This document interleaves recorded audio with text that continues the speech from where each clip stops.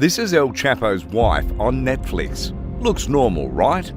Now let me show you how she is in the real world. The wife of imprisoned Mexican drug kingpin Joaquin El Chapo Guzman was sentenced to 3 years in prison on two. What Netflix didn't show you is El Chapo almost did the act of pedophilia.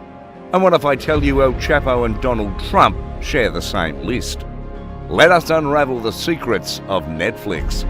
Let's start with the fact that his young wife wasn't the only wife. He has at least 4 wives and 10 children. Most of them entered the drug trade in the footsteps of their father. The son of Joaquin Guzman Loera was Ovidio Guzman Lopez. The Mexican drug pin Joaquin Guzman Loera's son, Ovidio Guzman Lopez, was apprehended on October 19, 2019 at the northwest of Mexico City, but was released after the police came under heavy fire from cartel members, according to authorities. The capture of one criminal cannot be worth more than the lives of people, President Andres Manuel Lopez Obrador said, according to the Associated Press. This decision was made to protect citizens. You cannot fight fire with fire. Now forget about this. What if I tell you El Chapo shared the same page as Donald Trump? Donald Trump, a former president of the United States, was probably the richest person to live in the White House, and his net worth is still up for debate.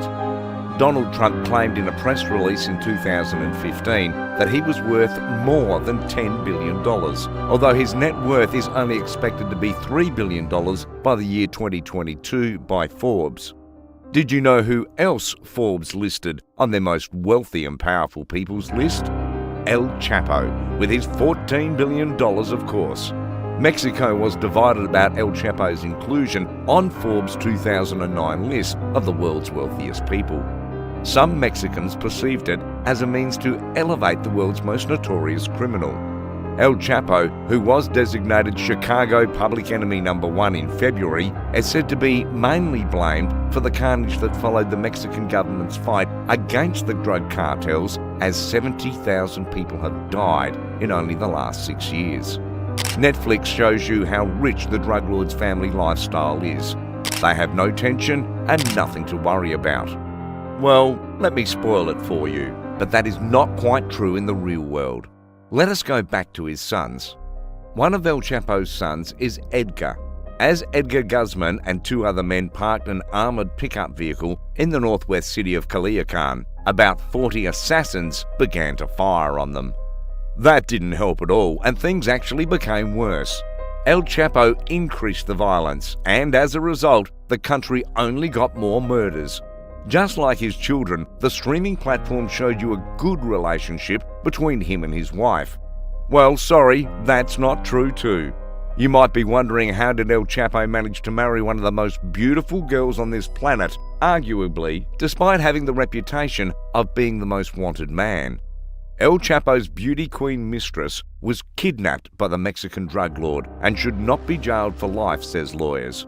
We do not have much information about the story, but currently she's still his wife, and nobody knows why, but she is one of the biggest supporters of the drug kingpin. Okay, this one is interesting. We watch shows like Narcos, Escobar being the lead hero. Breaking Bad, Heisenberg being the lead hero here too. When it comes to influencing many of the common Mexican population, El Chapo appears to have followed in the footsteps of the Colombian cartels. He frequently donated money to charitable organisations or simply gave cash to nearby passerbys. You'll be surprised, this hero thing got stretched to a point where they started making ballads and songs. It shouldn't come as a shock, as there are actually ballads written about the man who is the most dangerous criminal in Mexico. There are actually said to be a number of songs detailing his life. Let's recall one of the major incidents that happened to the drug lord but wasn't covered by Netflix. El Chapo Guzman's life revolved around the sale of drugs up until the beginning of 1993. He did this by employing a network of front companies, dubious contract signers, and government connections, all with the aim of maintaining a low profile within the Mexican drug trade while gaining the control he would need to go it alone.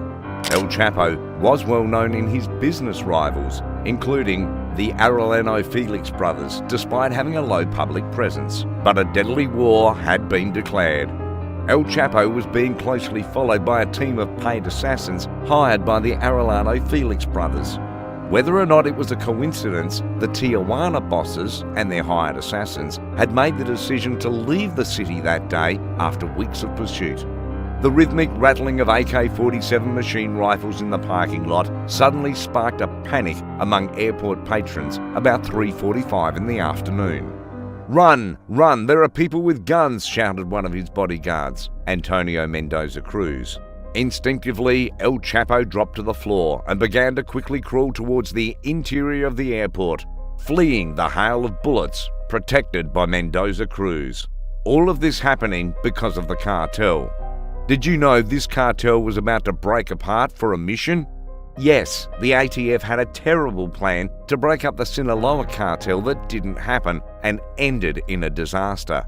The failed US gun-running probe, known as Fast and Furious, was marred by missteps and an inherent reckless strategy from the beginning. A bold attempt by the ATF to attack gun trafficking to Mexican cartels and into the hierarchy of the powerful Sinaloa drug cartel.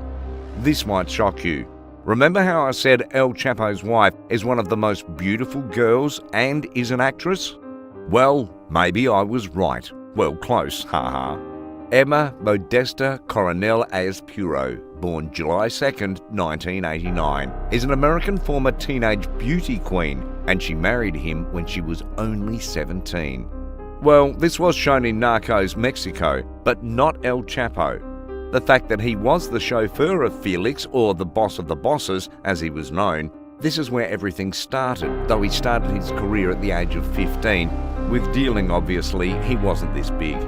Before being given control of logistics, Guzman worked as Felix Gallardo's chauffeur, coordinating cocaine shipments by land, air and sea from Colombia to Mexico.